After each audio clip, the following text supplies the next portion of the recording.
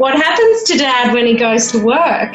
Yeah, she's just drawn a picture of a plane and there's 4 windows and there's Dad sitting in the front seat and a very big long set of stairs and all the bags going along the tarmac on the trolley. And yeah, that's her vision of where Dad goes to work. He just goes on a plane. So what actually happens after that, she just didn't really know and understand. And I guess I've built that into the book. Maybe that's the teacher in me. I wanted to build in some learning for the kids and teach them about our beautiful and vast country and what industries we have here that many dads are actually engaged in. My name is Mad Mumsy and I've been driving the huge dump trucks in Australian open-cut mines for over 10 years now. I wish I had $1 for everyone who said to me, "How does a little thing like you drive those big trucks? You must be rich.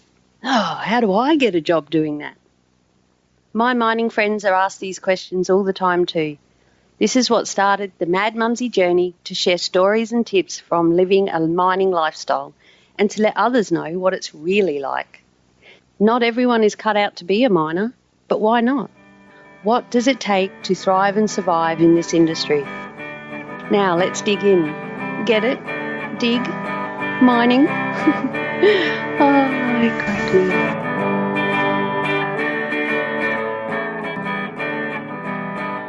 Today we have Jo Emery on the podcast. And I'll just run through a little bit about Jo so you get to know a bit more about her before we actually sit down and have our chat. Jo Emery is the author of My Dad is a FIFO Dad. She's a mother to 3 children, Saskia, I might have to ask her about the pronunciation on that one, Annika, again, pronunciation, Annika, and Grayson, and wife to Steve. Together they have lived a FIFO lifestyle for 4 years. At this stage, when the book had been written, I will ask Jo about that. And Steve was working 3 weeks away at a time and home for 1 week every month. So those of us who listen to the podcast regularly and are miners know that that's what's generally called a 3-in-1 roster. Be interesting to see if he's still doing the same. Jo has been a principal and senior teacher for the Queensland Department of Education, Training and Employment for a number of years. She is currently on leave to raise her young family while Steve works in Australia's resource industry. At the core of Jo's philosophy has always been the relationships of people in the workforce, in the classroom, and in all walks of life. Born from this is Jo's drive to support her own family and others who are doing the FIFO and DIDO lifestyle, where one member is absent for extended periods of time.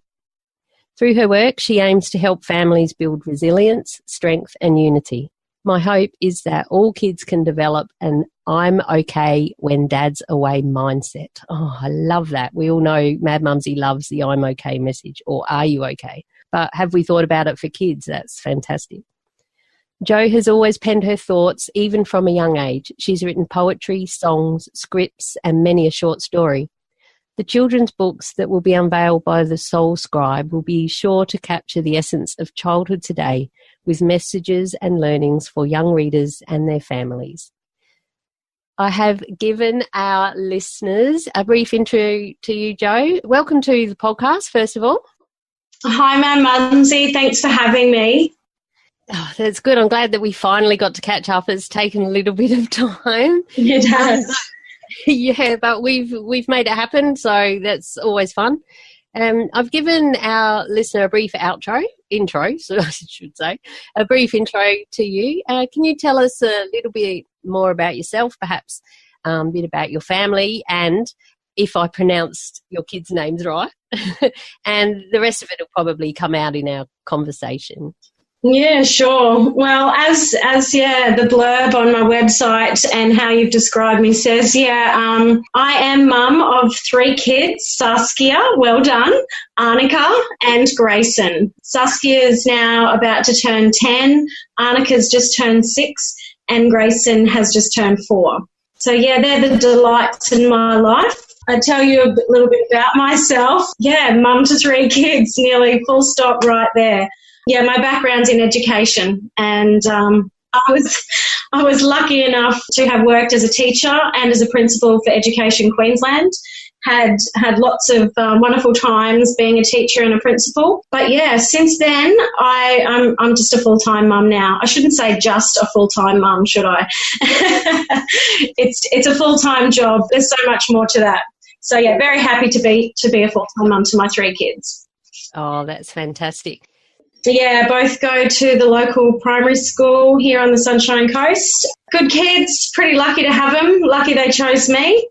So they feature in my work, which is it's funny flicking through the book now and comparing to how they were back then. They've really grown so much, so it's nice. Well, we will delve into the book, obviously. That's why I thought it would be a great idea to have you on the podcast. Mm-hmm. Thank you again. But, I've warned you about the Beers with a Minor podcast. As first question, sometimes we get sidetracked and it ends up being the last question. But look at me, remember, and it's the first question. So here we go. You ready? As this podcast is called the Beers with a Minor podcast, I like to start these happy hour episodes with my guests sharing their favourite beverage and also their favourite time to enjoy it. It could be a beer, wine, spirit, or perhaps even a cup of tea. What is yours? Mine, Mad Mumsy, is a nice glass of Sauv Blanc. This afternoon, I'm drinking an Oyster Bay Sauv Blanc. Cheers. I like to have my wine of an afternoon. If it's a weekend afternoon, about 3 or 4, so about now. So it's nice to be having it with you today. But sometimes in the evening, after the kids are settled, perhaps in bed, I like to have a wine then. Or, happy hour sometimes needs to be during the crazy witching hour as well. So, yeah. Yes. That used to be my favourite time when my kids were little, was while you're cooking tea. Yeah. Cooking tea, getting everything organised and homework and this and that. Yeah, yeah. One for me, one for the pot. That's it. And you have ice in your wine or you don't? Yes, I'm an ice with my Sauv Blanc kind of girl. Especially in the summer months. Yeah, if I've been out on the mower or, outside chasing kids around, always like ice, yeah. It has to be cold. Oh, me too. I think it might be a Queensland thing. They say it needs to be room temperature, but not when it's, 80% humidity and 32 degrees or something. Yeah, no, nobody likes hot wine. No, not at all. Totally agree. Absolutely. I've had a few discussions about this in the podcast. So some people are like, it's sacrilegious to put ice in wine, but most of those are southerners, I might say. Yeah. Dear, well, my listeners know that my favourite beverage is a 4X Gold can. So cheers to you, Jo. Cheers to you. Thank you. Cheers. And I can hear your ice tinkling. Okay, let's get stuck into your book. So it said in that outline there, that's where I got outline. It said in that outline there about that you've always been a writer, that like you've grown up always writing things. Yeah, where did that come from, do you think? Yeah, just growing up, I guess I've always had my strength in the English literacy department, whereas others might be a little bit more maths-minded and ended up, as doctors and engineers and all that sort of stuff. But I've got more of a creative brain and, I've always penned my thoughts. I've always been one to keep a diary and write poetry, of heartbreak and hopes for the future. Yeah, so I've always written things down. I've written songs, and when I was teaching and worked out west, one of my neighbours, he played a guitar, so I'd write songs and we'd sing along together at happy hour and have a good old time. So, yeah, I've always been a bit of a scribe. Yeah. Oh, that's awesome. I'm like you. Maths was never my thing. So then your husband, so you've written a book about, and sadly mine didn't arrive in time for the interview. Sorry about that. No, it's Australia. It's Australia Post. Oh, I love Australia Post, the mother-in-law. Yeah, we will. Maybe it was me. No, I'd put money on it that it will arrive tomorrow. And I'm looking. Actually, it'll arrive in divine timing, in perfect timing, and I'll connect so much more to the book when it first arrives because I'll have already met the mum, the author. Yeah. So I have obviously looked into the book a bit, and it looks fantastic, and I've seen reviews about it and seen it talked about on social media and things. So, okay, you're a writer, but what made you decide I need to write about this shit? You know, people are going through stuff and families need help, obviously, is what I'm thinking. From your experiences, you decided to do that. Is that how it unfolded? Well, it's quite funny, Mad Mumsy. I never actually planned to write this book. Like most things I do in my life, it's based purely on emotion. I'm fairly emotionally driven in all aspects of my life. So as it happened, I was pregnant with Grayson, number 3, and on this particular day, it was fly-out day, and we had to drive my husband Steve to the Brisbane airport. And we got stuck in traffic, and it was literally a drop-off at the airport, and it was just horrible.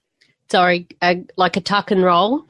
Pretty much, yeah. Door was open. I had the left leg out and just gave him a little push, and out he went.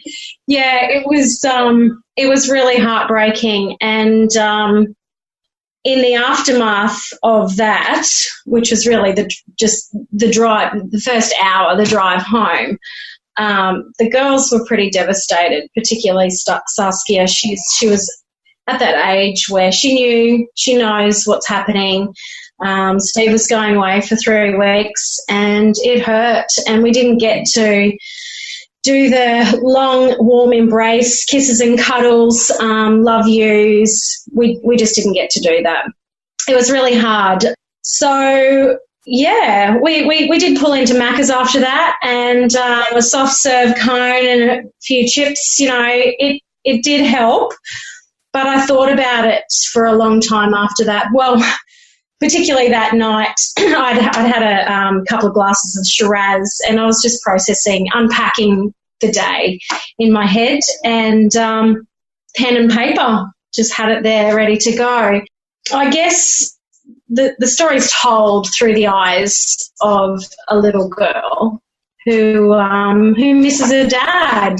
And so, yeah, I sat on my bed with my glass of wine and told a story of how it all happened. And with that, I wanted to build into my story the message that it's going to be okay.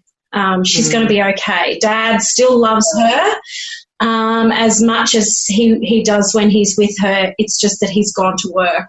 I wanted to build in a little bit of resilience for her, teach her resilience through the message of the story, I suppose, and let her know that she is strong and she is resilient and she is okay.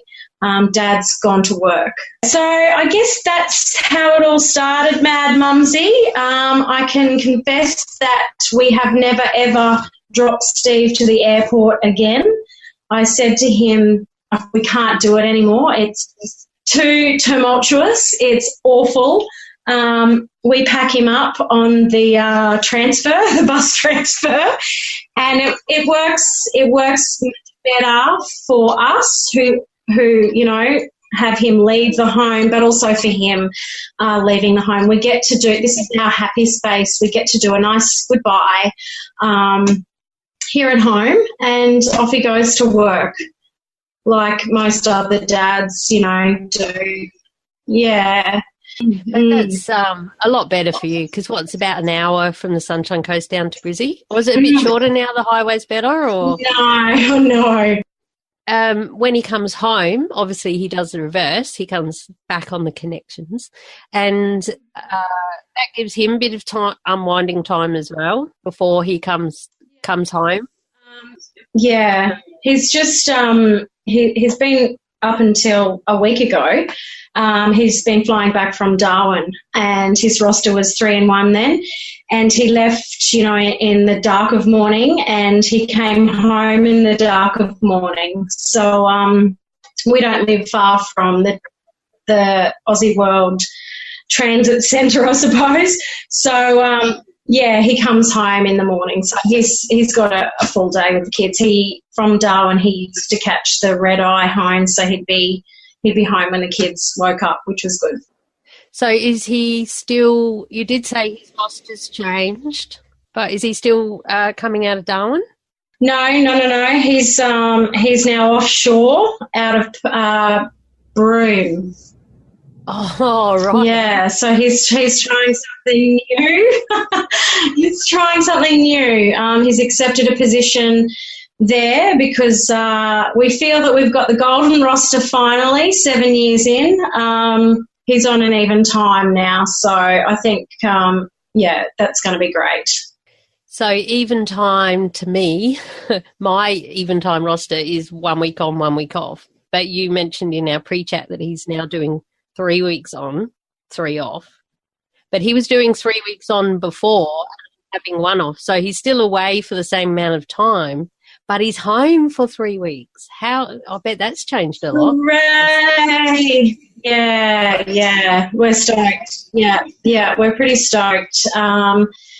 We found, I guess with the distance from Darwin to here to Queensland, that's 7 days. We have travel time chewed into that, so it's only the 5 days. So we're really looking forward to having him home for the 3 weeks. Yeah, and still away for the 3 weeks work. Yeah, but so that hasn't happened yet. He hasn't had his 3 week stint off yet because he's just started doing this, hasn't he? Ah, right. Yeah. So that'll be some big changes in the family then. Yeah, big changes. For the first swing, he's away for a month because they do all of the induction and extra training and stuff to do with offshore. Yeah, so we're looking forward to having him home for 3 weeks, and that will put him home for Christmas this year. Woohoo! We're pretty happy about that.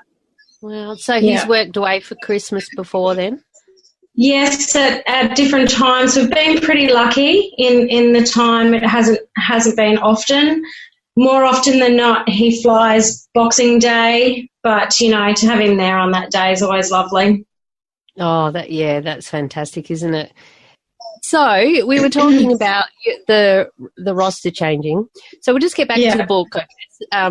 So you had the tuck and roll at the airport. That inspired you to write about how you felt about it.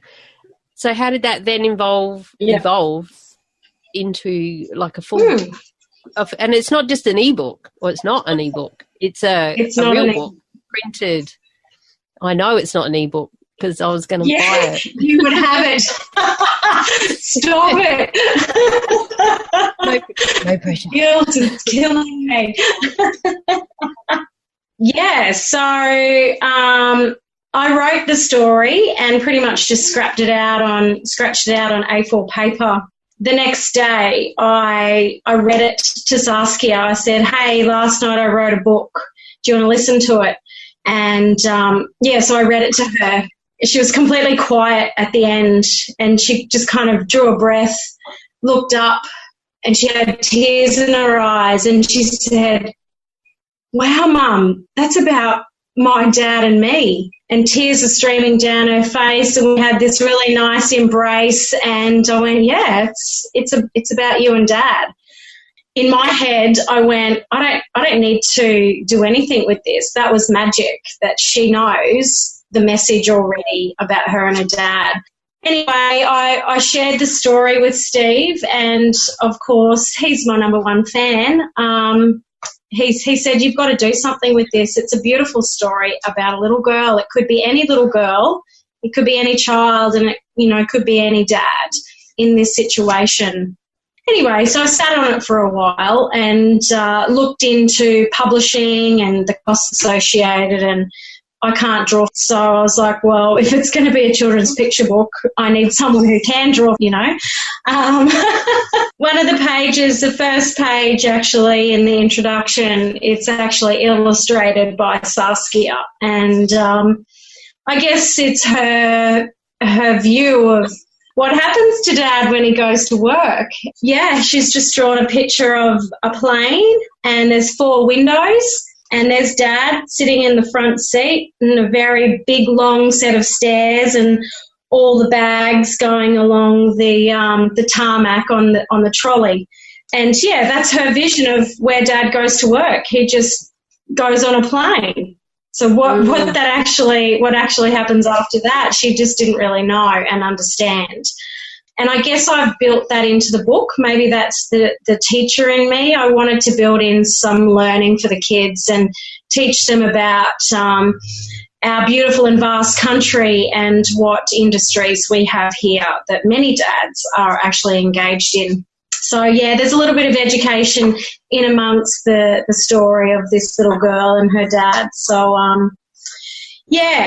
continuing on for how did the book become a published piece, I went to a couple of workshops. Even though I was a teacher and I've read thousands of books to kids over the years, I wanted to do it properly. So, yeah, I did a couple of courses and I met up with some amazing authors, another fellow on the Sunshine Coast who's a well-renowned author here with children's picture books. He looked at me after reading it and said, "This is amazing that you've come today to the workshop because I've actually been approached myself by a psychologist who also believes that there's a need for a children's picture book around this topic." And he said, "I've never actually been able to write something because I'm not personally connected with the situation and that lifestyle." And he said that he thought the work was amazing and he gave me some pointers to refine it. I went back and scribbled bits out and added things in, but in essence, it's pretty much what came from my heart on that first day. Yeah, and what, Saskia read as her story about her dad. So, yeah, I had it published. I partner published with a company that unfortunately has dissolved now. However, I'm still connected with my illustrator, and we've often talked about moving forward and doing other things together.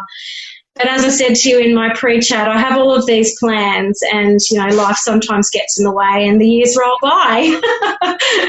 And you're doing nothing else, right? Yeah. You've only got 3 kids and... No, I've got a fair bag. I've got a fair bag of stuff to deal with.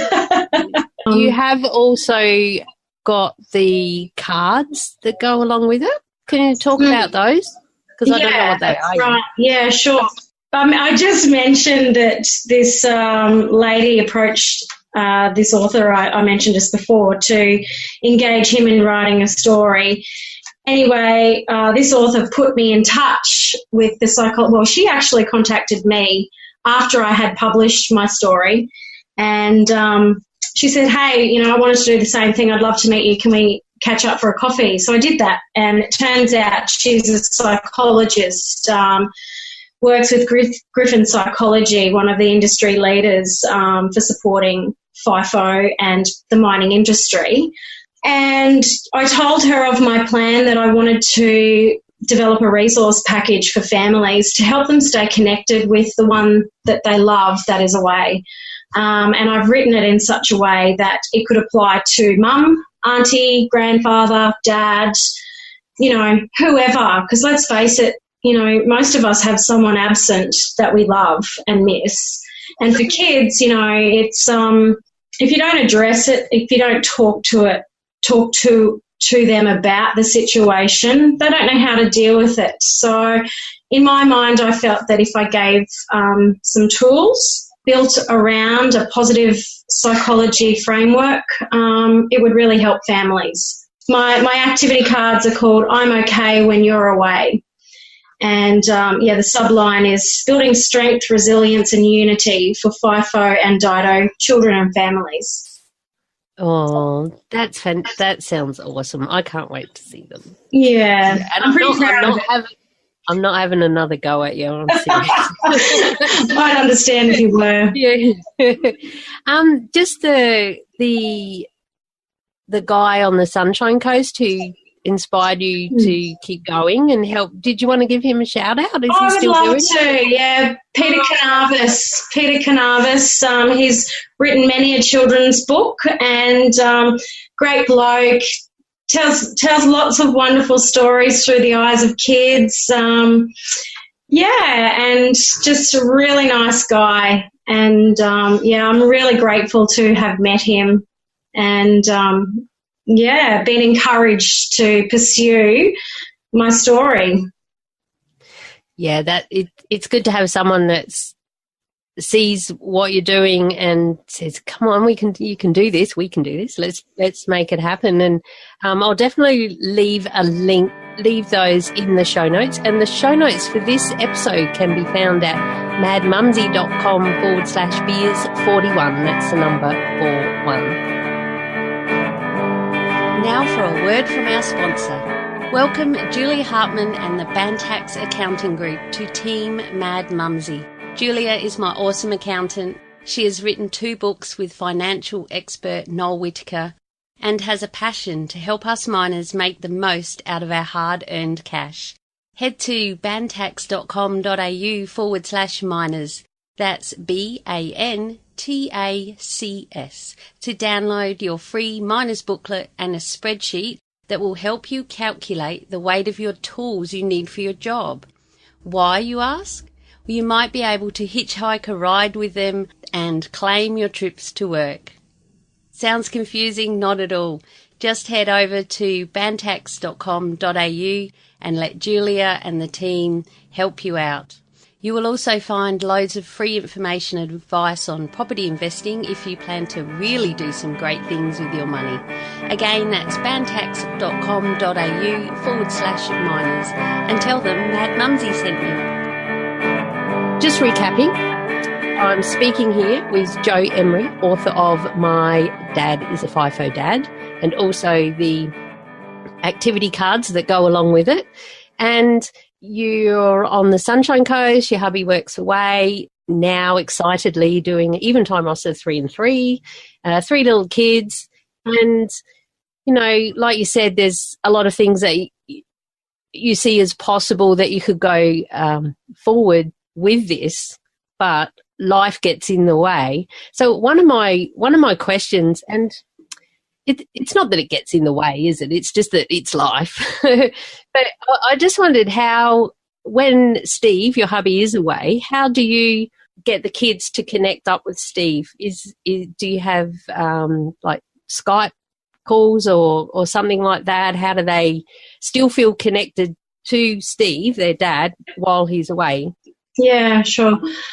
A good question. I guess we're very lucky. We've always had fairly good,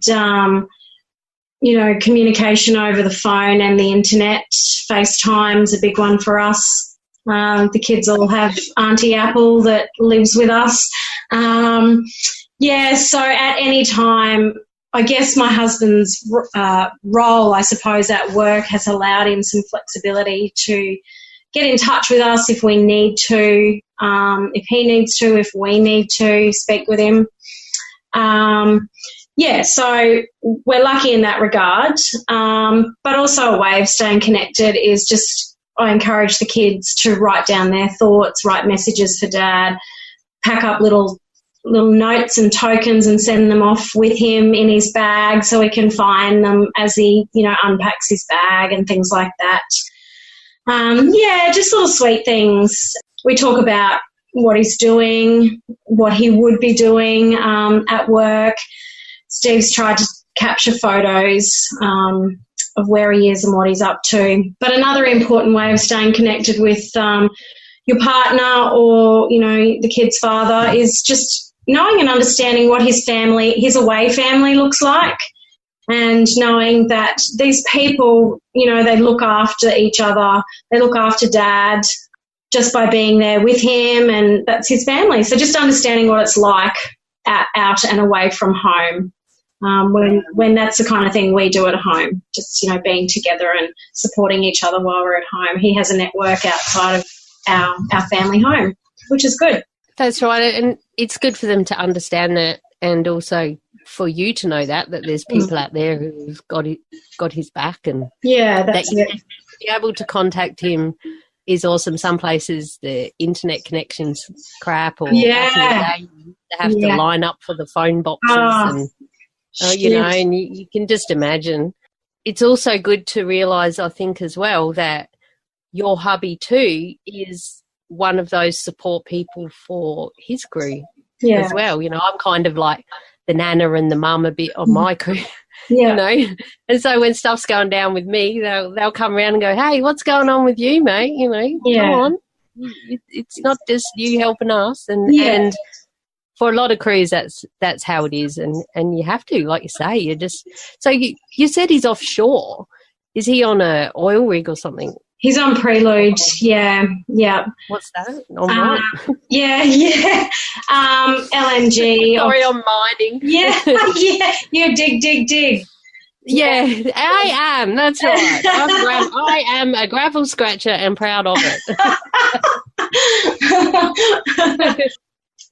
So it's his first time offshore, which is it's a new experience for him. He's actually, for the first time in 7 years, doing night shift, and it's been a massive challenge these last few days, getting his mental psyche ready for this. But he sounds really positive. Spoke to him this morning, and he's got a bit more sleep, trying to get his pattern, his body clock back in time and stuff. So he's sounding positive again. And but in the beginning, he was pretty freaked out. And another thing that he had to do, which was a new thing for him to tick, he had to do the BOSIT training, where they put the simulated helicopter into the water upside down, and they have to escape or free themselves. Yeah. So that was a really big challenge for him, and for us, knowing that he had to do that as well. So that was pretty cool. Yeah. Wow. I got it now. I'm having flashbacks here. I can't remember. I'll have to ask my sister, the Hard Hat Mentor, who's been on the podcast before. Podcast listeners know my blister. And I know that she was doing that because she's been offshore as well. And I can't remember if she got to the point she had to do it or she didn't, or she does and I forgot. If she's done it, I need to dig deeper and I want to hear about that. Yeah. It's not a real helicopter upside down. No. It's a simulation of it. Yeah, that's right. So, she would have had to. It's part of going over there, isn't it? Yeah. I think he said I think it's 400 k's off the coast. So about a 2-hour chopper flight. And, obviously safety is key. And they run about 12 choppers every day. So it's, it's something that happens all the time, but they need to prepare them in the worst case scenario. So, I'm grateful that he's had that opportunity to learn how to free himself safely in the case that the shit hit the fan. Yeah. So to speak. Preparation is key, as they say. Yeah. So you said he's going back to doing night shift. He's not doing 3 weeks of night shift, is he? I don't know. I don't know that detail, but I know he's doing night shift now. So whether it's the whole time, I'm not sure. To me, it would make sense though to just do the 3 weeks, but I don't know. I've never done night shift myself, so I don't know. You do get in a routine. We've spoken about this a fair bit off and on over the podcast, but the thing is, some people get better with time.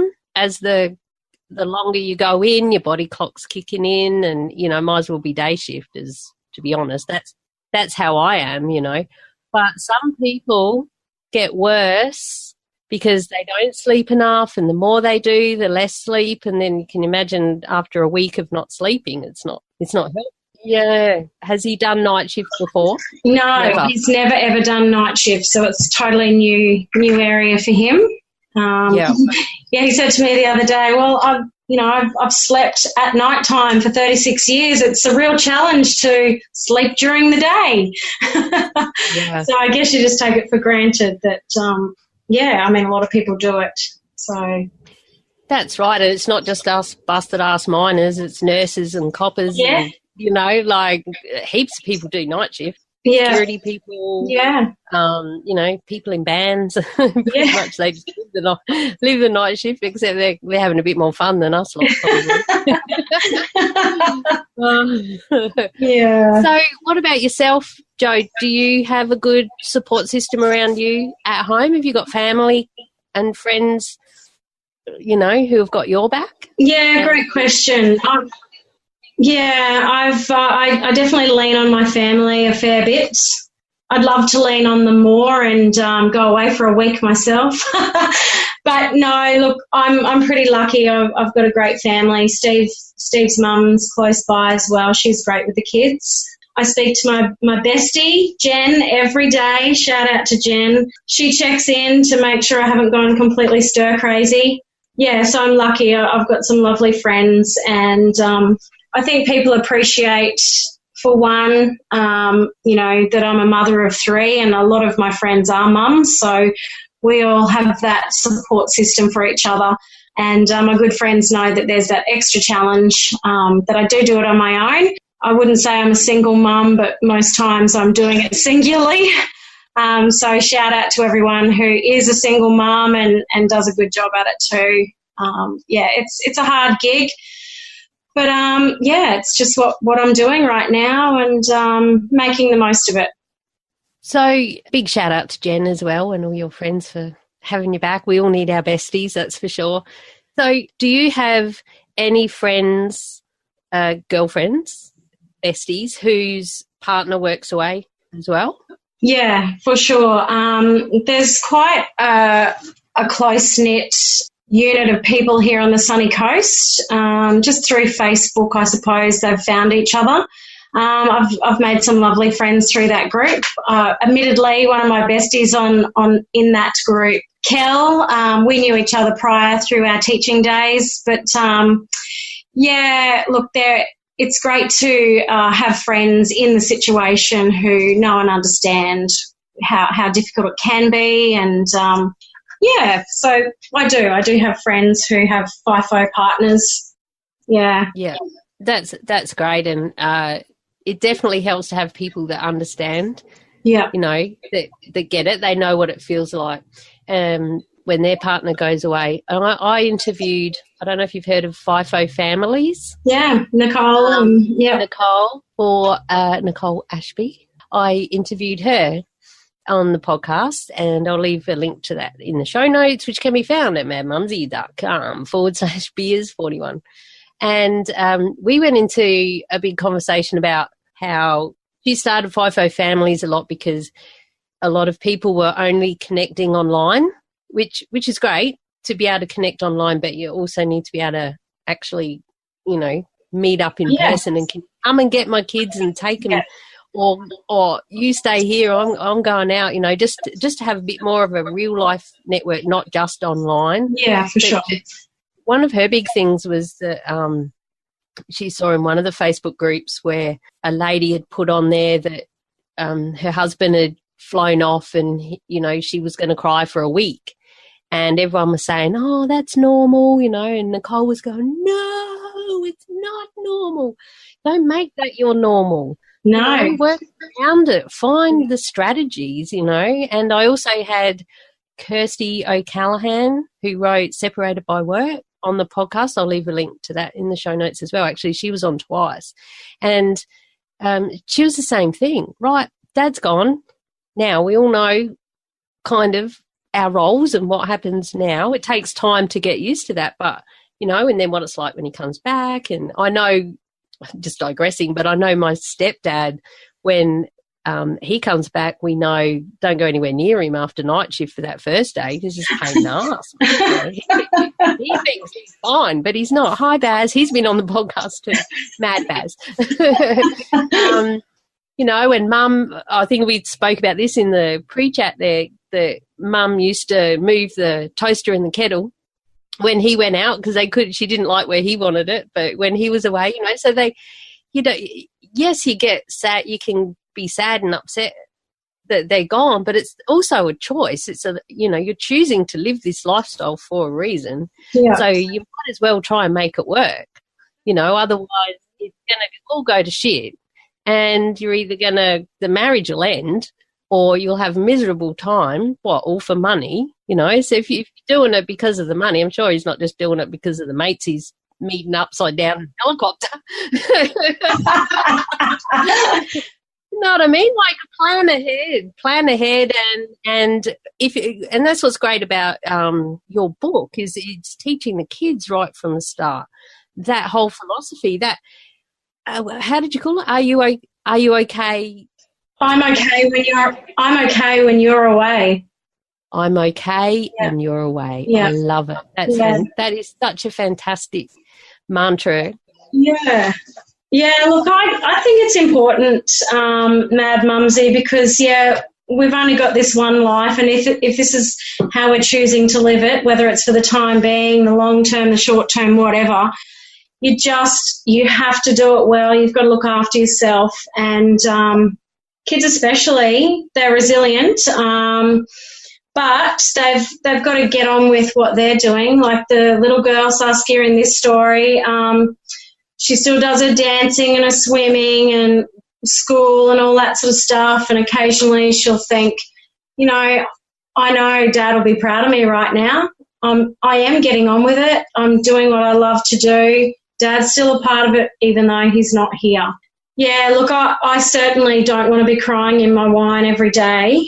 You've got to set up structures, to keep yourself well and happy, as does the person who is away. That's right. And that's what a lot of my podcast is about, is how the hell do we thrive and survive? Not just, and this is what come up when I interviewed Kirsty. I had a hashtag survive mining. And she said, survive mining means just stay alive. You want it to be more than that. You want to make it work. And then when I interviewed my sister, the Hard Hat Mentor, she said, a lot of people are going on about how hard it is living a FIFO lifestyle, but there's also a lot of people who do it and love it and thrive and survive in the industry. So that's when you have to thrive and survive. Survive. That's it. Absolutely. Yeah, and that's everyone. That's I was going to say the coal mine worker, the worker, the person who is going away, as well as the person who's left home, and the family, the kids, the mums, the dads, the aunties and uncles, and because it's a choice. So if we're choosing to do it, let's also choose to make it work. And if it doesn't work, if it's not working, well, get out. Look what to do and get out. And you can look back at your history making time when you were a mine worker or whatever, That's it. Absolutely. Yeah. If it doesn't work for you, then get out, because it's just not worth the anguish, I suppose, and the heartache. You've got to have happiness, and sometimes you have to work towards it. And I guess that's the whole point of my work, especially the activity cards. Staying connected is something you need to work at. If you don't work on relationships, then you lose them. And that's whether someone's at home with you or absent from you physically. You just have to work at it. I know I want for my kid's father to be an integral part of their life, and so it's part of his mission as a dad to do that. So he tries to stay connected with him as best he can. And I'm obviously the one at home, so I try and generate that keenness and motivation. Hey, what are we going to do? What's Dad up to? Keeping it positive, keeping it real and positive. So we might start wrapping it up, I think. Another question that I like to ask my guests on the happy hour episodes is, what is your happy place? What does Jo do when life turns to shit? Oh, wow. That's a tricky one. Other than drown in the wine.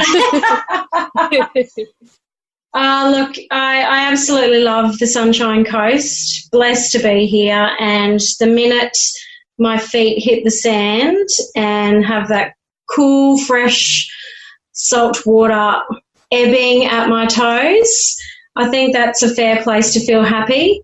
I love taking my kids, my family there. There's no place like it. I also love being outside in the wide open spaces. I